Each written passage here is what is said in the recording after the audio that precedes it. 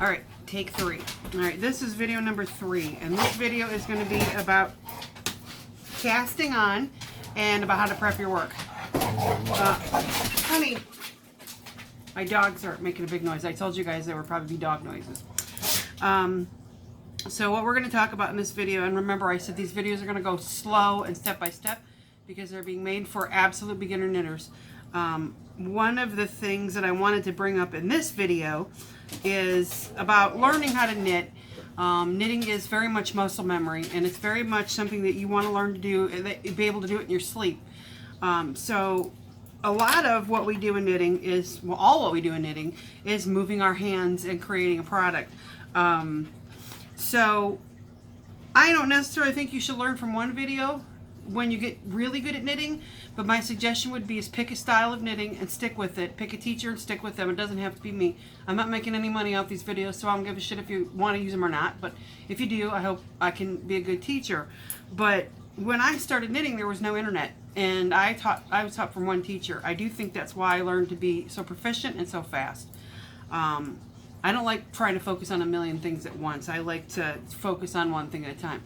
So with that being said, try to avoid inundating yourself with too much information and going way too far ahead of your projects. If you jump too far ahead, you're going to get frustrated.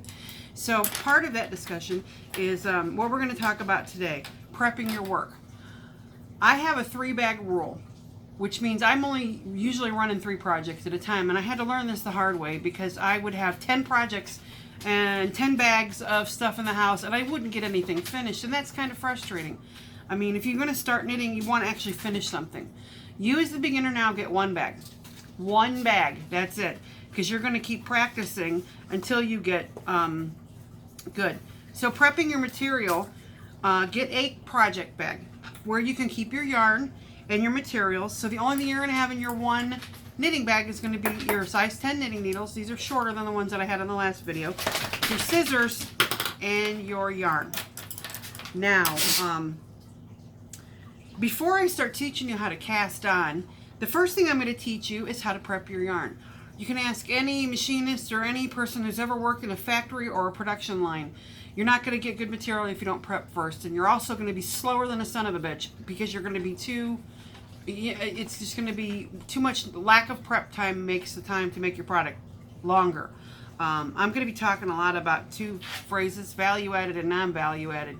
To me, if you're making something, do what you need to do to make it. Don't do a lot of extra steps that don't help you make the product and cause you frustration.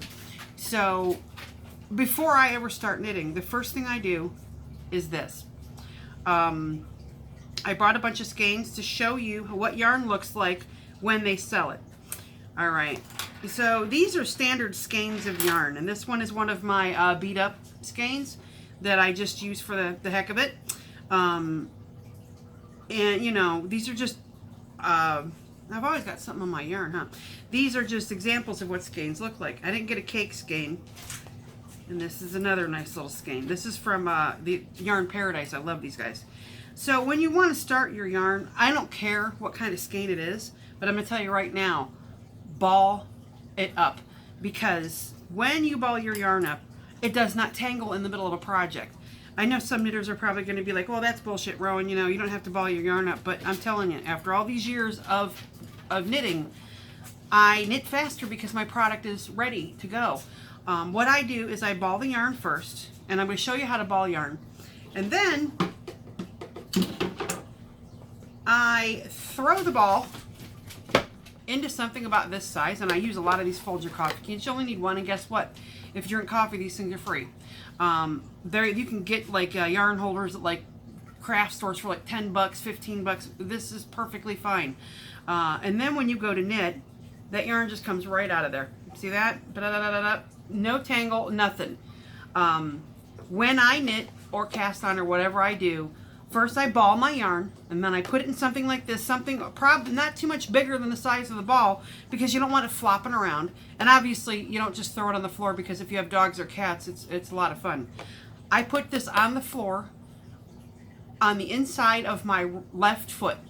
because I knit from my left hand to my right hand.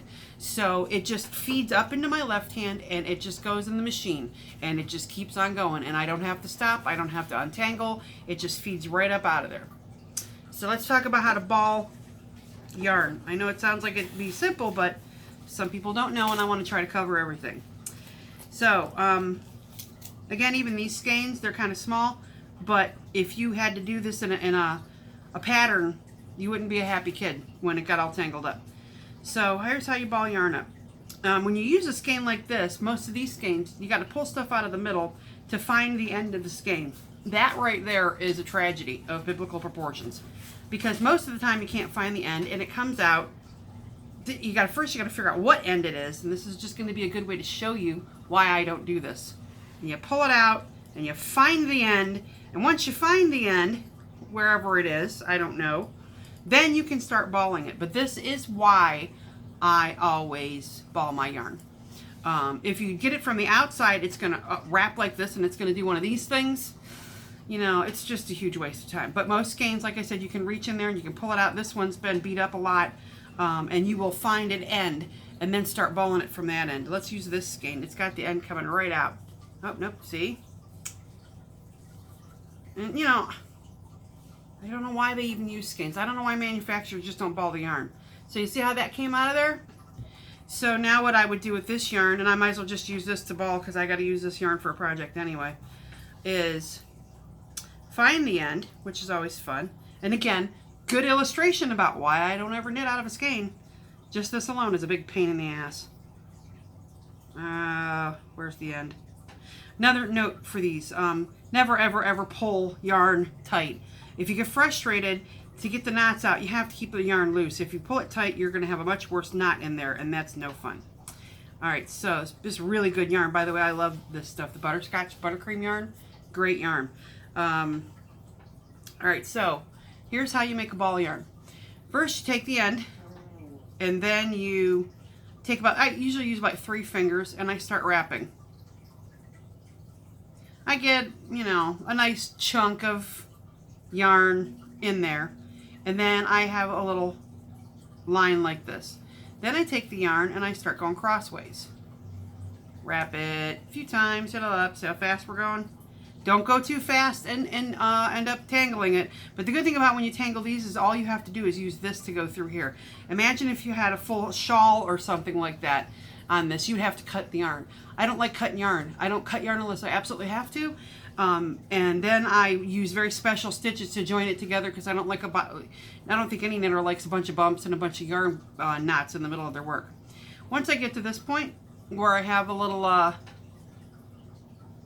bow tie, I will fold these over, and so I was going horizontally this way, and now I'll go vertically this way. Now, important thing about making balls of yarn, you got to keep moving around. You want the ball to be round.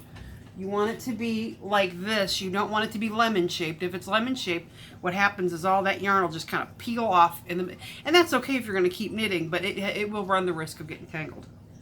So how do we get it nice and round like that? Well, we pull more yarn out of here, and again, it's coming out tight, so there's probably a knot in there somewhere. And again, it's easier to put a ball through a knot than it is to put a whole project through. So I'm just going to start going around, and if you can see in the cross, I'm going to just keep making sure I go around. Now what happens when I'm going around like this is it's going to create like a little pancake. Alright, and I want to get all those bumps in there. You want a nice smooth ball. So now I got like a little flat cookie thing going on here. And here we go. See?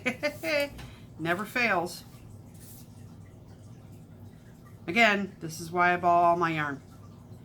I would really not be happy if I was in the middle of a knitting project and this happened. And I've had people say, well, really, you know, if you pull it out in a certain way, it won't not. You know, whatever. They're liars. They're liar pants on fire. Anyway, so now it's in a little flat cookie shape.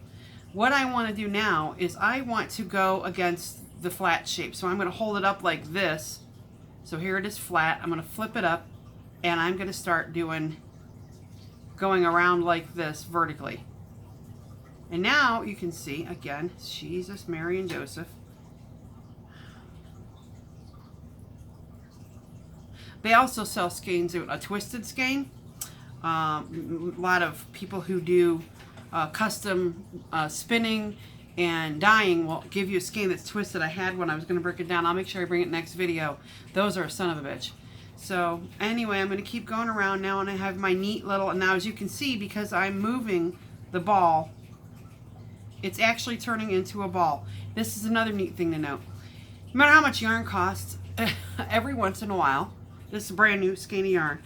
I think I bought this in Virginia at the craft store down there. They will, every once in a while, throw a knot in on you.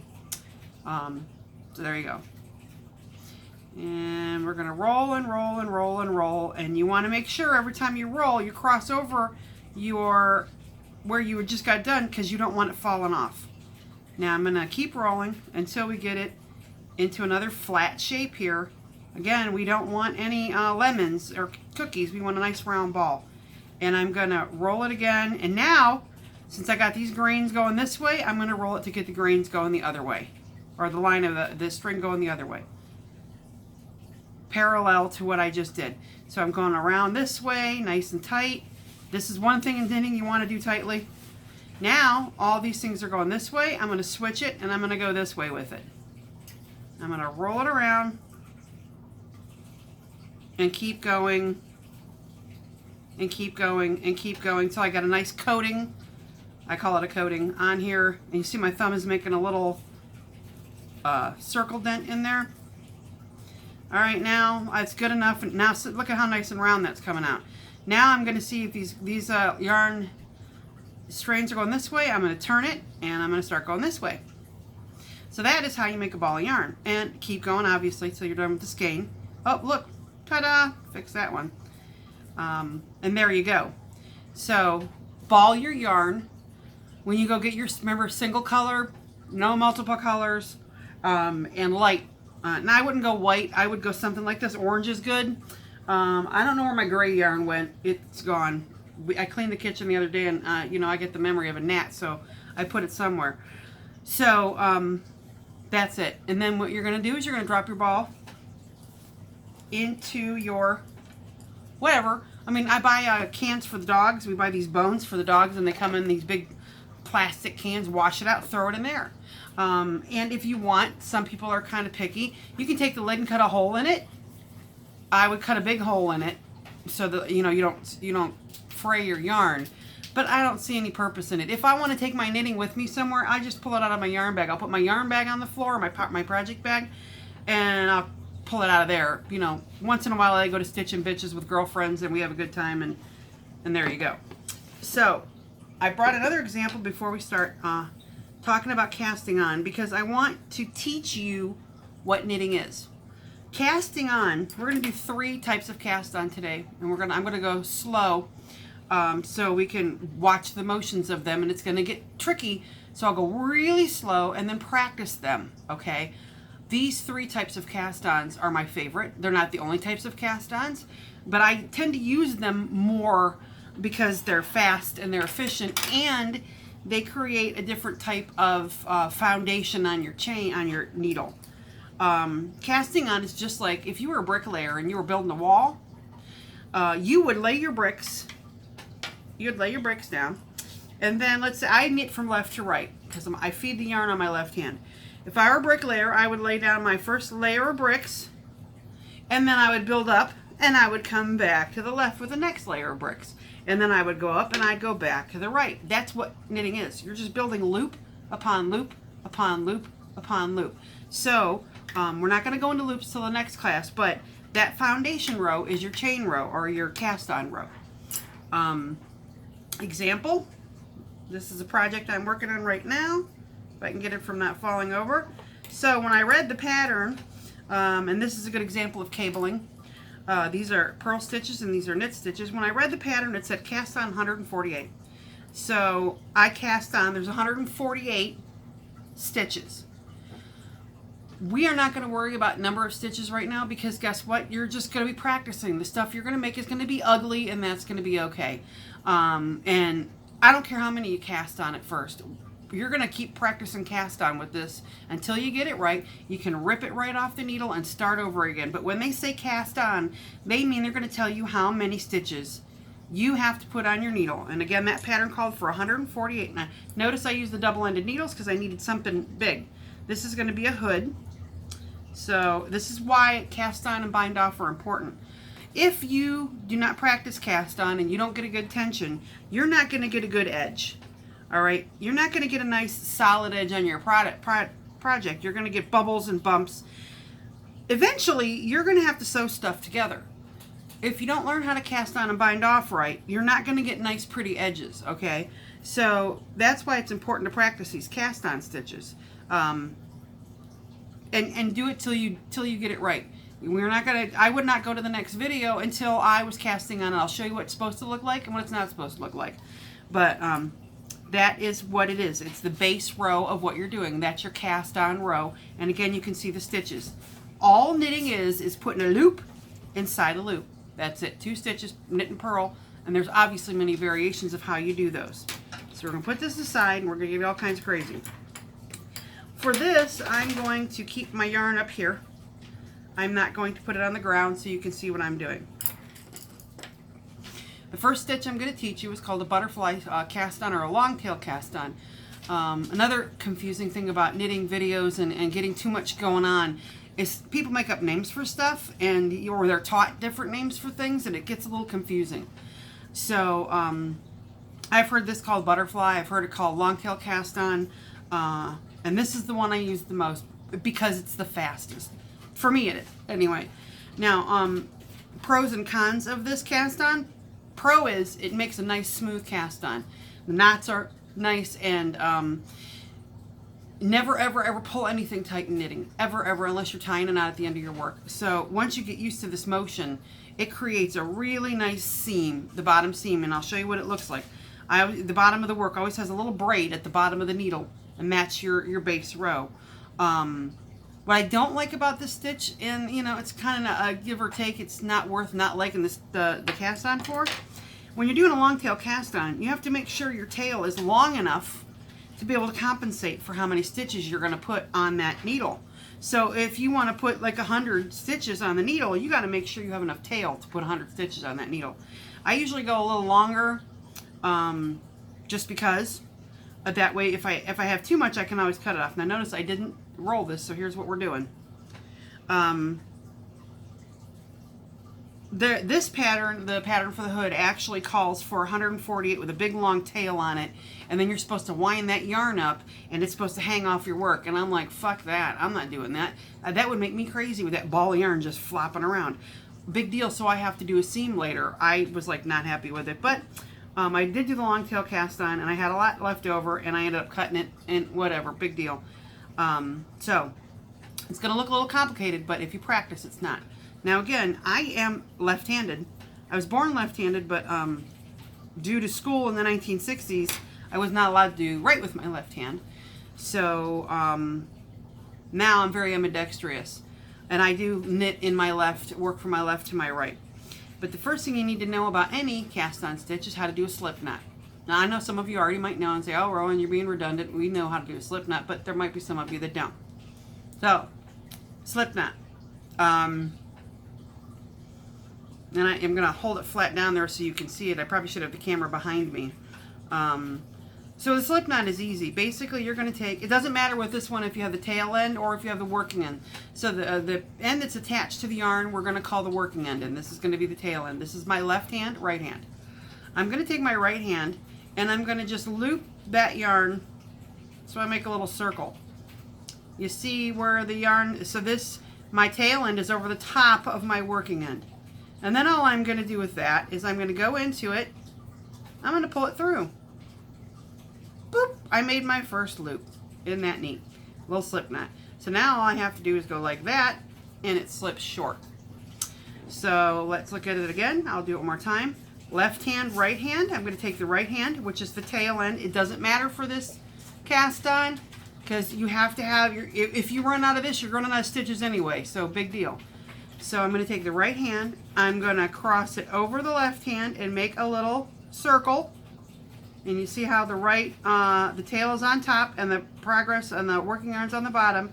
And then I'm going to pull the tail through the underside of the circle and then just pull. And there you go. There's a slip knot. So now we're going to put it on our needle. Pay attention because it gets kind of tricky here. I don't want to pull this really tight. The worst thing you can do is do too tight of a cast on. It'll make your life a miserable freaking hell. Because remember, eventually you have to get this needle into these loops. And if it's tighter than an ass that's been sprayed with lemon juice, you're not getting it in there. And it's just going to be a long, long chain row. I think the chain row is the worst. The base chain or the cast on is the worst to knit into because it's really tight. I try to leave a little gap, and I don't ever try to go so tight that it's crazy. So now we got these two little legs here. See little legs? La la la. I'm going to take those legs with my pinky and my ring finger of my left hand, and I'm going to grab them like this and then put my middle finger here. I'm going to take my index finger and my thumb, and I'm going to spread those legs apart. So that's the first thing. So let's do it again. These three fingers are going to grab the bottom of the legs, and these two fingers are going to go in and spread it apart. Now what I'm going to do with my knitting needle is I'm going to pull it back like this. So what we're looking at right here is a little loop. See that loop right there? That circle? And the yarn I want to pull through that circle. Remember, knitting is just pulling loop into loop. I'm going to take my knitting needle and I'm going to go into that little circle. I'm going to reach around and grab the yarn I want to pull through the circle. I'm going to pull it through, and then I'm going to drop my thumb, and I'm going to pull my thumb like this, and now I have 2 stitches. I tend to do this very close to the needle so I can go faster, and I tend to be like right up here on top of the needle. Notice my index finger is guiding this needle. I pull down to where I can at least get it, you know, into that. This circle is really what matters.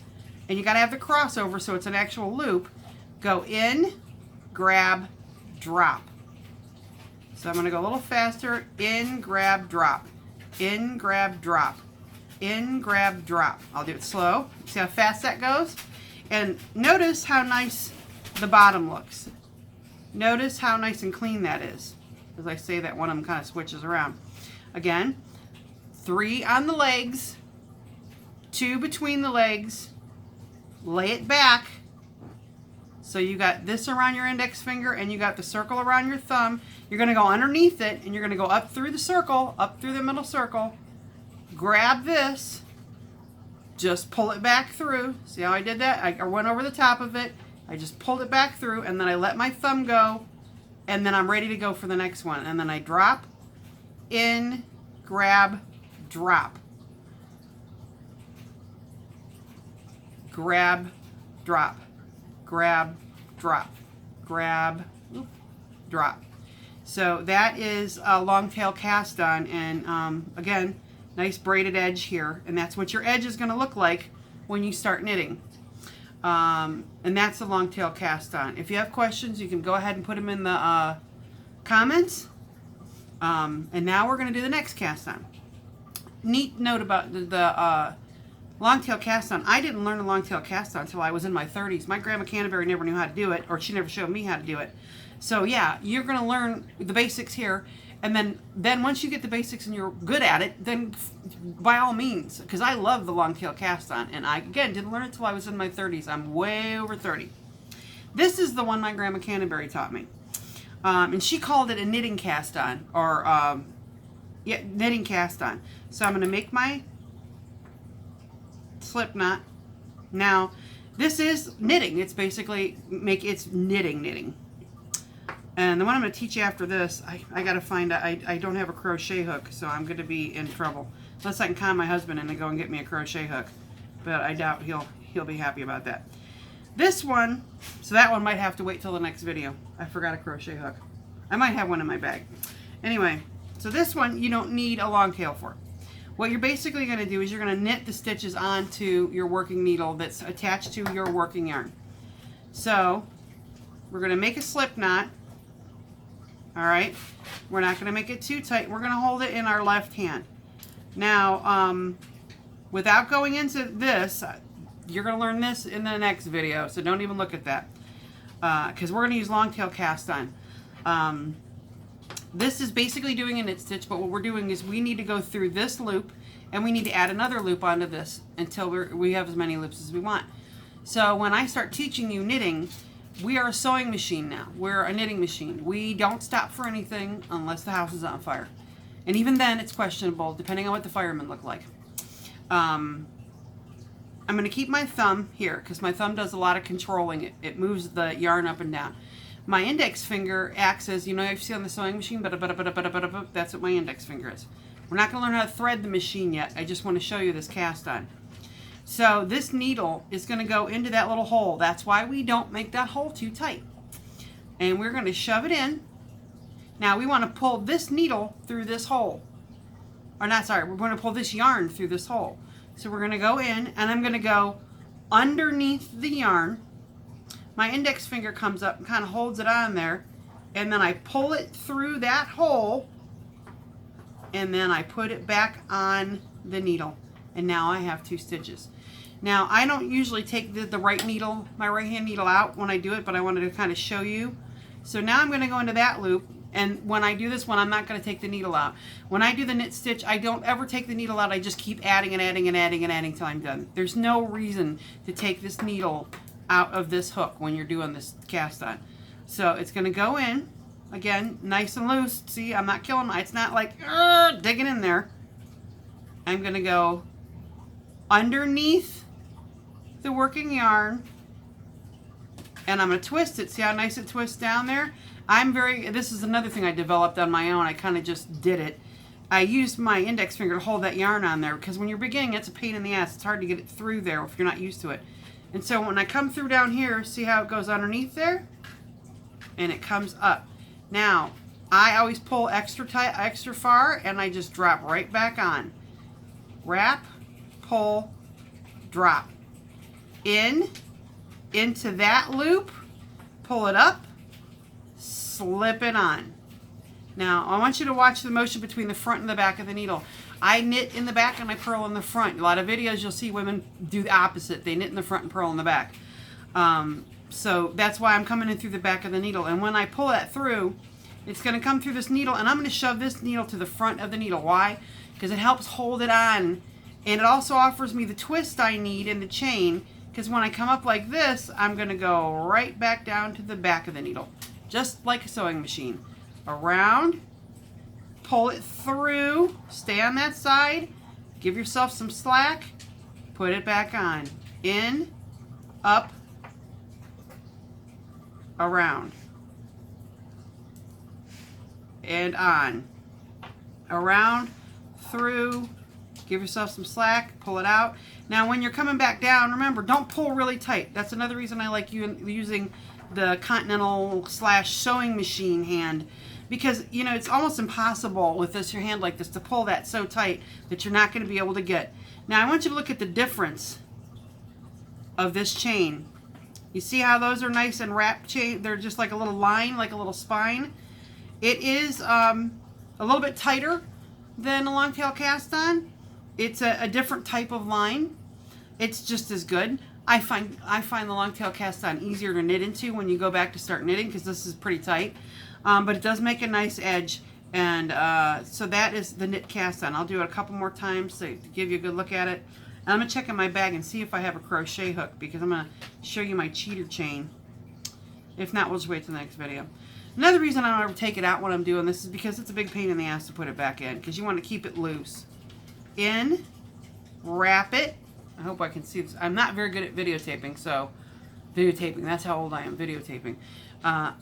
In, under the yarn, slide it on there, keep it on there, take your index finger, pull it through, pull some slack, and on. So let's do this with the normal speed. Let me get all set up here. So when you get going with this, you can pretty much, pump out 150 stitches in no time. And then you got to slide it down, inside, around, pull, and I did something stupid. I don't know what I did. I'm getting nervous. It's a stage fright. Alright, here we go. Around, in, up, on, around, in, up, on, around, in, up, on, around, in, up, on. Now, word of wise. when you get done chaining, you think when you're chaining that you're counting, but you're not. You will be counting, but always go back and recount your stitches. You know, it's hard. A good clean pattern or something that's going to look really good, that looks like it's done by somebody who knows what they're doing, is not going to have increases and decreases in weird areas because you didn't count your stitches in the beginning. Follow the pattern. If it says 148 stitches, by God, put 148 stitches on there. Many patterns are done in multiples of different numbers. So like the linen stitch is done in multiples of 2. So if I have an extra one on there, I have to decrease, because it's going to mess up the whole pattern. And so it's better to count them now and make sure you have the right number, even if you have to count. And this is a weird little trick too. I'm very dyslexic. So if I don't count in pairs, I will lose my count. And I pull it apart really good and I go 2, 4, 6, 8. If I tried to count in 1, 2, 3, 4, I'd have a hard time. Do whatever you got to do. And lefties, don't worry about it. Like I said, the majority of your work, when you're learning how to knit continental like this, you're going to be working with your left hand. So don't feel intimidated. It's not that big of a deal. You have to use both hands in this. And then I want you to practice those 2 stitches. Let me see if I have a crochet hook, but I don't think I do, in my wonderful little project bag. I have so many project bags, it's not even funny. Nope. Cable needle.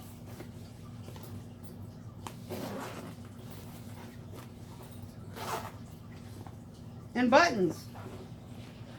These are the buttons that's going to go to that hood. Look at how cute. Wouldn't that be pretty? This hood's going to be great. When I'm done with it, I'll make sure I show you guys, because give you a little bit of motivation. So this video, we learned how to ball our yarn. We learned and the importance of making sure we ball the yarn before we start our project. Set your project up so you're not stressing yourself out later. You don't need anything expensive. These are wonderful, except for when your dogs chew them up, then you can't use them. And we learned how to ball yarn, and we learned how to deal with skeins, and we learned how to do a butterfly long tail cast on and a knit cast on. Next video, we will learn how to do the row and cheater cast on. I'm sure other people have used it before, and I've had knitting snobs look at me like, why are you doing that? Whatever. You know what? It works. Cable needle, and that's actually the cable needle I'm doing this with. And then we will learn the knit stitch next class. So that is it for today. I'll try to get all these videos loaded on YouTube so we can start actually having a succession of classes. And I love you. Don't drink too much. Have fun. Goodbye, goodbye, goodbye.